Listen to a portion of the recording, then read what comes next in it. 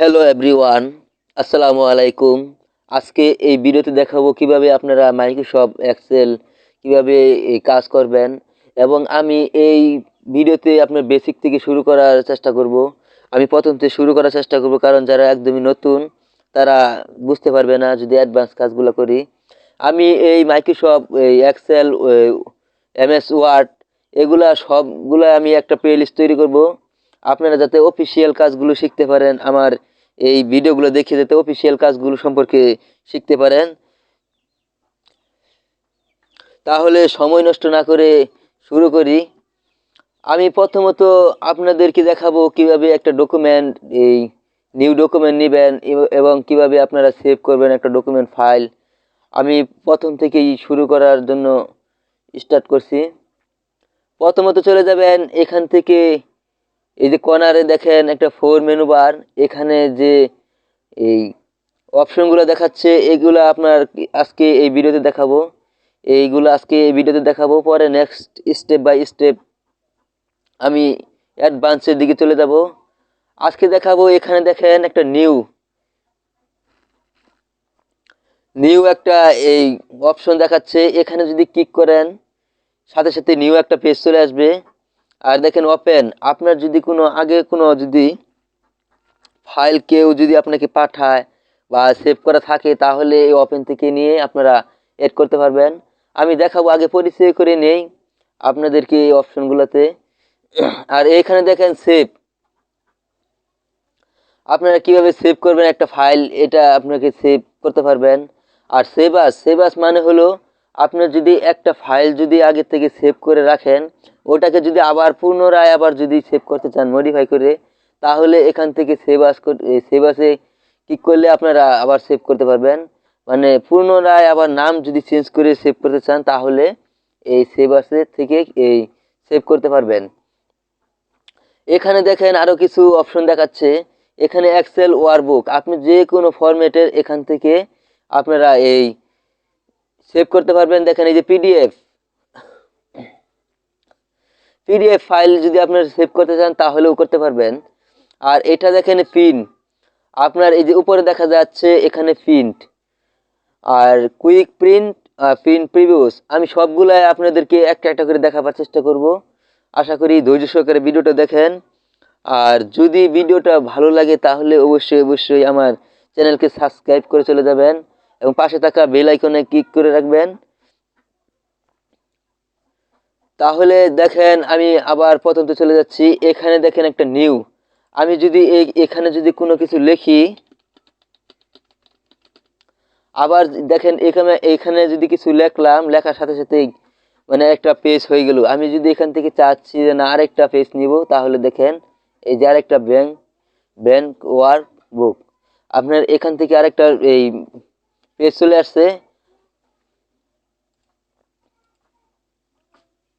এই দেখেন ক্রিয়েট, আমি আবার নিয়ে দেখাচ্ছি। আমি যদি আবার যদি যাই, এই দেখেন এখান থেকে সরাসরি দেখেন আপনি এদিকে দেখবেন একটা পেজ, এই যে এখানে একটা পেজ দেখাচ্ছে। আপনি এখানে দেখেন দুইটা অপশন দেখাচ্ছে, একটা হলো ক্যান্সেল আর একটা হলো এই ক্রিয়েট। আপনি যদি ক্যান্সেলে দেন তাহলে এই পেজটা ক্যান্সেল হয়ে যাবে, আর যদি এই ক্রিয়েটে দেন তাহলে একটা নতুন পেজ এখানে চলে আসবে।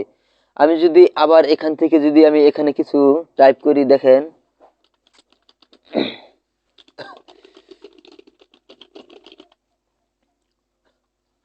এই দেখেন কিছু আমি টাইপ করছি। এখান থেকে যদি আমি চাচ্ছি যে না এই পেজটাকে আমি আবার অন্য একটা পেজ এখানে আনবো, তাহলে এখানেই দেখেন আমি একটা নিউ পেজ এখানে আনতে পারবো।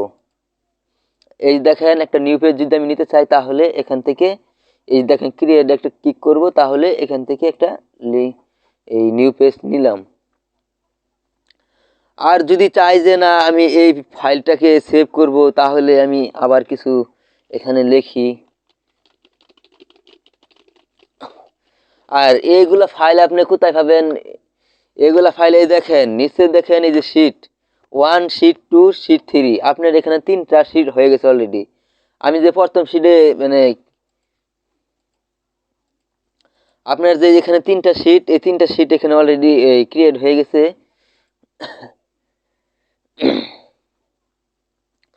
আর যদি আপনি এই ফাইলটাকে সেভ করতে চান তাহলে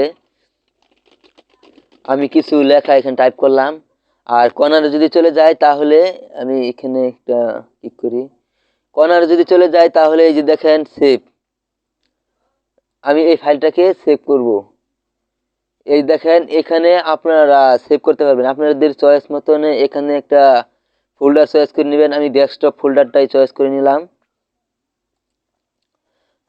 আর নাম আপনারা যে কোনো নাম দিতে পারবেন, আমি আমার চ্যানেলের নামই দেই।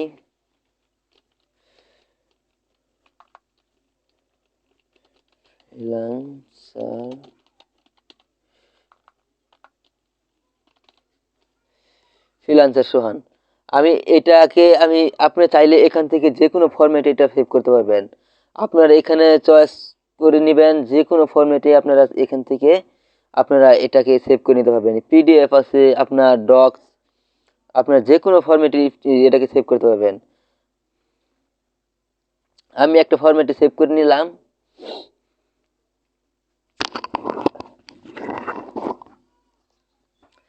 এটা অলরেডি সেভ হয়ে গেছে। আমি যদি এটাকে যদি এখানে দেখতে চাই তাহলে মানে এটা যদি এই ফোল্ডারটা যদি আমি এখান থেকে মানে কোথায় সেভ হলো এটা যদি আমি এখানে দেখতে চাই তাহলে দেখেন, আমি যদি আবার কর্নারে ক্লিক করি থ্রি ডট বাটনে, এখান থেকে দেখেন এই যে এখানে দেখেন এই যে ফ্রিল্যান্সার সোহান, এই ফাইলটা অলরেডি সেভ আছে। আমি যদি এটা ডেস্কটপে যেহেতু আমি এই সেভ করেছি, দেখেন এই যে দেখেন এটা ওয়ার্ড, আমি যদি এটাকে এক্সেল সেভ করছি যেহেতু, এই যে দেখেন আমি এটা সেভ করার সাথে সাথে এখানে চলে আসলাম, যেহেতু ডেস্কটপ সেভ করছি। দেখেন এটা অলরেডি ওপেন হয়ে গেছে দেখেন।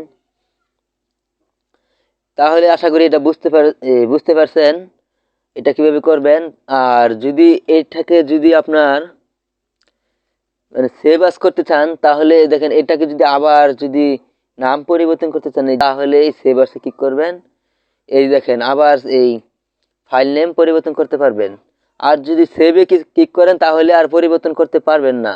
এটা আপনার এই ডেস্কটপে যায় আপনার রিমাইন্ড করে আপনারা এটা পরিবর্তন করতে পারবেন। আমি যদি নিচের দিকে চলে যাই প্রিন্ট, আর এখানে আরেকটা অপশন বাকি হয়ে গেছে এই যে ওপেন। আপনারা যদি এই ডেস্কটপে কোনো ফোল্ডার বা কোনো এই ডক্স ফাইল, ওই এক্সেল ডকুমেন্ট ফাইল যদি থাকে তাহলে এখান থেকে ওপেন করতে পারবেন। আমি যেহেতু এটা সেভ করেছিলাম এটা দেখেন এখানে আছে, আমি এটা ওপেন করতে পারলাম। আশা করি এটা বুঝতে পারছেন। আর নেক্সট চলে যাব প্রিন্ট। আপনারা কিভাবে প্রিন্ট করবেন এই দেখেন আমি এটা প্রথম দেখাচ্ছি আমি আপনাদেরকে এই প্রিন্ট কিভাবে করবেন। এই দেখেন এটা হলো আপনার এই প্রিন্টার। আপনার প্রিন্টার যদি আপনার কানেকশন থাকে তাহলে এখানে আপনার প্রিন্টার শো করবে, আর যদি প্রিন্টার না থাকে তাহলে এখান থেকে শো করবে না। আপনার প্রিন্টারটা যখন শো করবে এখানে কানেক্ট করে দিবেন, অ্যাড করে নেবেন। আর নিচের দিকে দেখেন প্রিন্ট র্যাঙ্কস পেজ ফ্রম, আপনার এই ফ্রম কোনটা আপনার এই পেজ প্রিন্ট করবেন এখানে সিলেক্ট করে দিবেন। ওই নাম্বারটা লিখে দিবেন এখানে, তাহলে আপনারা এখান থেকে লিখে দিলে আপনার ওই নাম্বারটাই আপনার পেজ প্রিন্ট হবে। আর নাম্বার অফ কপিস, আপনার কয়টা পেজ আছে আপনারা এখান থেকে এই নাম্বার অফ কপিস মানে আপনি যদি প্রিন্ট করেন তাহলে কতগুলা কপি আপনার প্রিন্ট করবেন, আপনি প্রিন্টারকে আপনি সিলেক্ট করে নেবেন। আপনি যদি একটা প্রিন্ট করেন তাহলে একটা এখান থেকে সিলেক্ট করে নেবেন। Pin what, activate sheet, internal workbook. আপনার যদি এখান থেকে যদি আপনার পেজ যদি এক সিরিয়ালে করতে চান তাহলে যে কারেক্ট মানে যেগুলো টাইপ করছেন এখানে গ্রাইড করে চিহ্ন দিয়ে দেবেন, তাহলে আপনারা এটাকে পিন কিভাবে করবেন তাহলে এখানে দেখাবে। আশা করি এটা বুঝতে পেরেছেন, আমি এটা আর দেখাচ্ছি না।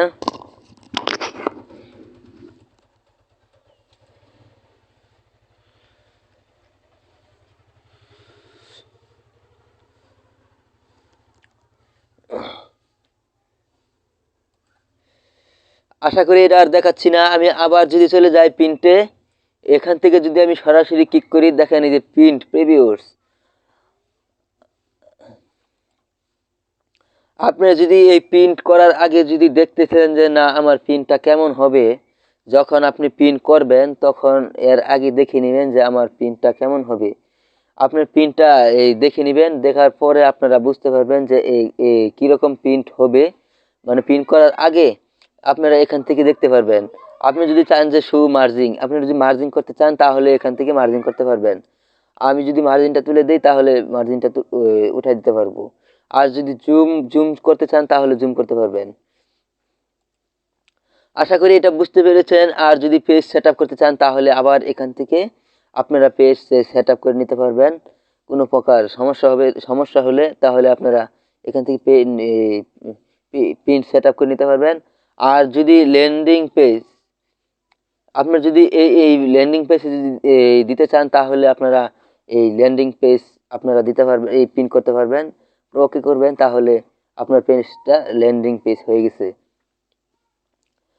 আশা করি এতটুক আপনারা বুঝতে পেরেছেন। আর যদি এখান থেকে চলে যেতে চান তাহলে এই ক্লোজে ক্লিক করবেন, তাহলে সাথে সাথেই এখান থেকে চলে যেতে পারবেন।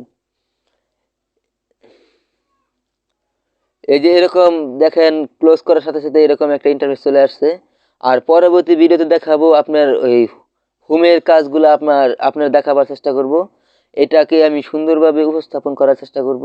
আশা করি পরবর্তী ভিডিওর জন্য অপেক্ষা করবেন।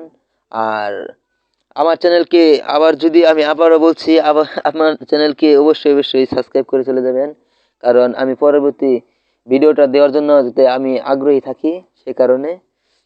ধন্যবাদ সবাইকে। আসসালামু আলাইকুম।